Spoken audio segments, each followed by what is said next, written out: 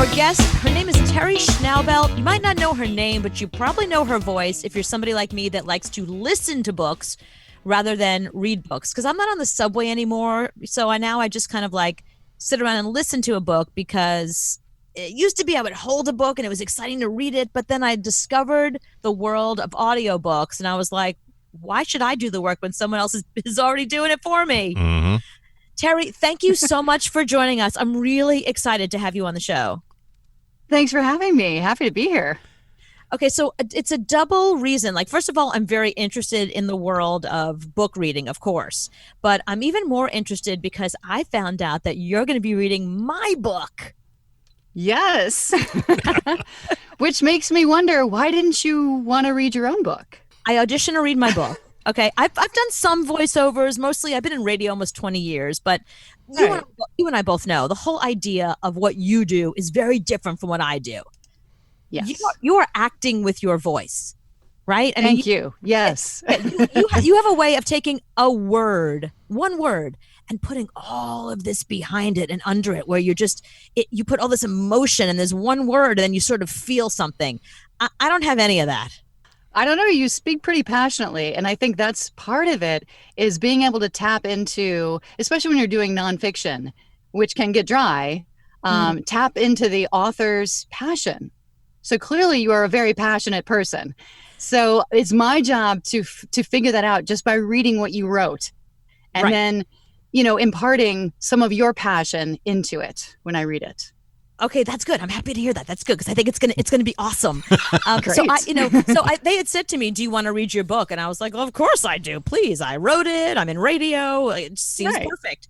They said, "Well, you're going to have to audition to read your own book." So Anthony and I made a little audition tape. I actually auditioned reading a piece of my own book, and it was almost like I hit send. And the minute they got it, they literally wrote back and said, Teri Schnaubelt's going to read your book.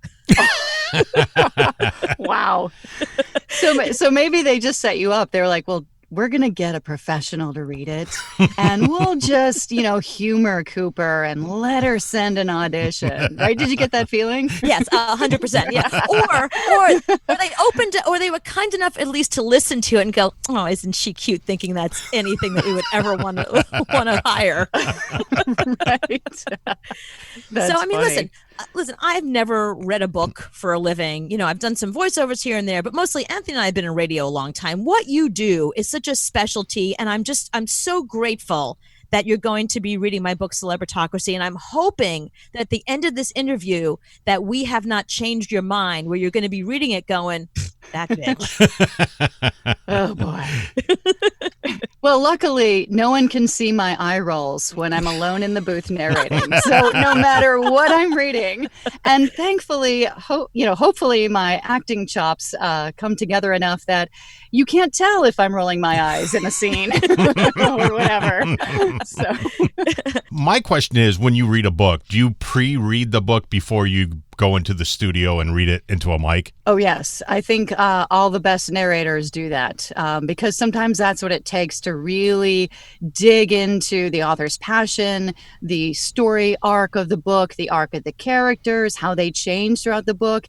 And it helps inform you, especially when you're doing fiction, inform you what who these characters are, because other characters will say or think things about your, the main character, for example, if it's a first-person POV, that will inform decisions that you make, acting-wise. So, yeah, you really kind of have to. And then inevitably, if you're doing fiction, they'll say on page 257 that this actor goes back to his home country of Scotland, and you're like, wait, what? Is he supposed to have a Scottish accent? Thanks for telling me on page 252, And then how do you handle dialogue? Are you like, so if you're from Africa, why are you white? Oh my God, Karen, you can't ask people why they're white. Like, I mean, do you do voices? I do male and female voices, kids and old people, everything.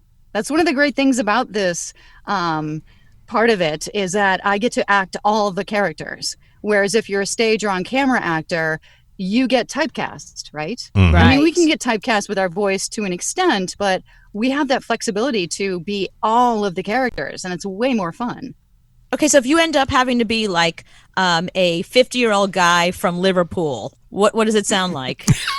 Well, then I would have to call up some of my dialect coaches and make sure I get the Liverpool accent exactly right. Oh, wow. Because I can do general Scottish, general British, but if we're going to drill down into specific, areas, regions, then I'll be calling someone like PJ Oakland out in California, Dr. Dialect himself. So, yeah, dialect Okay, coaching. so now you know right now why you're reading my book and I'm not. I don't even know there was a dialect coach. I didn't know I didn't know you had to do any Oh, of there that. are many. Thank God. Wow. PJ speaks, I think, like 4 or 5 languages, and there's dialect coaches that teach colleges here in the Midwest. I know some at UIC that also do coaching. So, yeah. How much of the book do you read in one setting? Some of us, if we're unsure of how we sounded yesterday, how we ended the last chapter yesterday, we'll listen to a little bit of it, like a few minutes of it, just to sort of get in the muscle memory, into the mode. Like, what was my tone in that last chapter? I try to end on chapters, but sometimes I'll stop in the middle of chapters and pick up. I'm pretty consistent, thankfully, so I'm able to pick up and hopefully no one will notice. But yeah, we generally record about 2 to 4 finished hours a day. But to get there, because of breaks and, mess ups and so forth, you're recording all day. So probably 2.5 times that. So 4 to 8 hours a day. We're speaking with Teri Schnaubelt. She is a voiceover actor and actor in general, and she's going to be reading my book, Celebritocracy, and I'm so excited. My book, I'll tell you, I'm not going to ruin anything for you. I don't want to give away anything. I think you'll have fun reading it because it really moves. You're not going to be bogged down. I don't think you're going to be bogged down in it. Like, as I was going through it and reading it, I was thinking in my head what it would sound like for you or whoever was going to be reading it. I had that in my mind as a listener. Good. As somebody in radio. I mean, I think like a person in radio. And I think like somebody That's great, because not a lot of authors do that. A lot of authors, the first time they've heard it out loud is when they hear the audiobook, and they'll have a character named Jack and they'll have a sentence, Jack asked. And I'm like, yeah, you might maybe want to phrase that a little differently, because I'm not going to say Jack asked. That just sounds weird, right? I'm going to say Jack asked, and it's your fault if that's... Wait, so does that happen? I mean, do you read a book and like as you're reading it, you find like something doesn't make sense or it's terribly written or there's something like you just mentioned, like Jack asked. When you find that, do you say something? Not with Jack asked, but if there are clear typos or something just doesn't make sense, I'll try to make sense of it and fix it on the fly. And then the proofer that goes through it after me, that listens to the whole book and follows along with the manuscript to double check that I caught all my mistakes, and they'll probably catch some. They'll, make the determination, okay, the manuscript should be changed, or they're just gonna be like, we'll just leave it as is, it's fine. If the manuscript is a little bit different from the voiceover, it's okay as long as it makes sense. We try to be 100% accurate, but, if it's a typo, then we try to fix it. Right. No, I mean, if you have ways to make the book sound better from a reading perspective, not that they would ask me. Just again, ad-lib the whole thing. They do not care what I have to say. Yeah. But yeah, we're saying just go off on tangents. Ad-lib the whole, exactly. There's a whole chapter on Kim Kardashian, add Right. your opinion on her maybe, something you just read that morning you want to add, or something she said on Instagram, go for it. Yeah, if you get past the first paragraph and you don't like the rest of the book, just ad-lib the whole thing and just send it in. I'll just close it and be like, okay, y'all, here are the Cliff Notes, okay? Now, Teri, how did you discover that you had a talent for reading books? Were you like on a bus and you read, "Please give up the seat to the elderly," and somebody went, "With that voice"? Well, I started out doing voiceover about 13, 14, 15 years ago now, I forget. And then I started doing on camera. So I naturally been doing voiceovers like commercials and industrials, like corporate videos. And I had a couple of friends who are also actors who started doing audiobooks. And I said, wait, what? I listen to audiobooks all the time. I mean, I've been listening to them since they were on cassette tape, right? So I was like, yeah, sign me up. I need to do that because that's totally within my wheelhouse. And I started and never looked back. How many books do you think you're going to read this month? I already have it on my schedule. I can tell you. I usually do about one a week, unless it's short. Sometimes I do co-narrations. So, especially romance, sometimes sometimes half the chapters are written from the female's perspective and half are written from the guy's perspective, Mhm. and so they'll have two narrators. So sometimes those will be short, like I'll only do half. So I'm doing, let's see, 1, 2, 3, 4, 5, 6 books this month. Wow. It's a busy God, that's month. a lot of reading. Are you like, where's the audiobook for this? Right. So we joke about that. Some of the narrators were like, if I could, because reading the whole book ahead of time, obviously is part of our job, especially with nonfiction. And if you have to look up names, like how to say people's names and they're real people, you don't want to mess that up. Mhm. So sometimes we'll have Right. to do that research ahead of time. And we're like, boy, I wish I could do this prep work, listening to an audiobook in the car. Because that would be super helpful instead of having to read it and look it all up ourselves. Now, is your industry going through the same thing that I know voiceovers have already gone through this, but the book reading industry, where celebrities are starting to get in on it, and so there's going to be less work because finally, like at some point, Julia Roberts was like, I want to read books. Yes and no. There are a certain number of celebrities that read books, and they're great. The ones that do very well. Bryan Cranston read his own book. It's fabulous. He does a great job. So many, celebrities do really well at that. But there are quite a few actors who it's their worst nightmare to sit in this kind of a booth for 8 hours a day. It's dark. You're alone with yourself. It's hours and hours. And it's like their worst nightmare to do that. So I'm happy to do it for them. Right. Oh, I love that. That's really cool. Do you edit your own audio or do you have somebody else edit it? The publisher or the producer does that. Yeah. Oh, I okay. mean, I started out on acx.com, which is owned by Audible, which is owned by Amazon. Mhm. And that's sort of like the wild, wild west. So then when I started, I was doing the editing and mastering and proofing all myself too, because it's mostly independent authors. But once I started working with publishers, they handle all that. It's great. This is my 7th book, and it's the one I'm the most proud of. And I'm so excited that you're going to be reading it. We're speaking with Teri Schnaubelt. She is an amazing voiceover person. I've listened to all your voiceover stuff on your website, and I'm so excited that you're going to be reading my book. And I think you're so talented and so fantastic. And I'm beyond grateful that you agreed to do this. Thank you. I'm really looking forward to it. And so this is the first one that you're doing in audio, right? Have you done any of the other ones in audiobook form? That's a good question. I used to be with Simon and Schuster, and they made those decisions independently.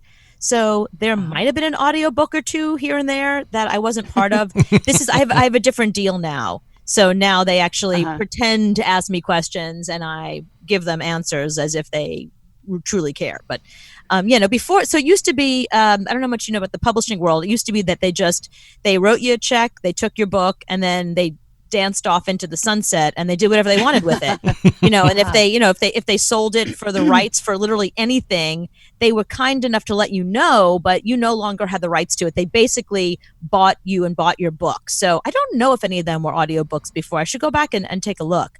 But now in the new world, you participate. They have more respect for authors now. You participate in every aspect of it, and all the decision making and stuff like that. So I like this better, and it's a different deal in terms of how you get paid rather than just them writing you a check and saying thanks, bye. So here's the real question: are you going to listen to it? Are you kidding me? Oh, Every God, day. yes.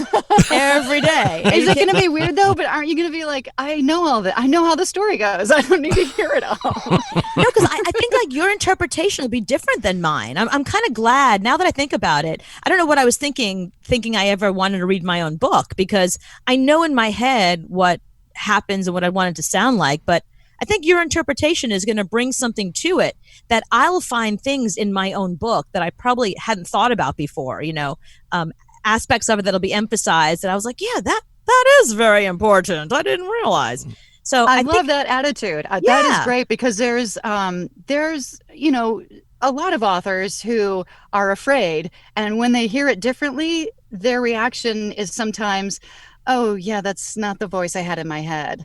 Right. So sometimes it's hard when it's your baby, right. That you spent years possibly writing it, and now you're handing it to someone else who's going to put their creative stamp on it. Right. And it may not sound exactly how you imagined, but your listeners are all going to have different ideas too, or your readers are going to have different ideas on what, the vampire's voice sounded like, or, the leading lady's voice sounded like. So it's all going to be different. You're the professional, right? So Yes, yes. My idea is like, what you're doing. So whatever you do with it is what it should sound like. And I'm excited because I've been with Cooper for 11 years now doing this radio show, and I have yet to read one of her books. So I'm happy that I'm actually going to kind of read one of her books because you're going to read it to me. Nice. Good. Yeah, what he usually does is, so every time we do a book signing somewhere, like wherever in the country, he shows up and he gives out samples outside. He stands outside with one copy of the book, tearing out pages and handing it to people as samples of the book. And I'm not even joking. He loves doing that. We used to do a whole segment every time I had a book come out on the air. We used to do a whole segment where somebody would call with what page they wanted. Oh, really? And then he would tear that page out, and we would sign it and then send it to them. And I would read a piece of that page on the air in order to, kind of promote the book. But so we still, to this day, after 7 books, we have people that have been listening to this show for years that still have on their bulletin boards at home, tacked up there, a page from one of my books. Nice. Teri Schnaubelt, thank you so much for your time. It was so great to meet you. And then we'll talk to you again after you've read my book, so you can tell me how it went and what you thought. And, look, if you hated it, I know I'm not for everyone. So if you hated it, I'd love to hear that too. I'm sure I'm not going to hate it, Cooper.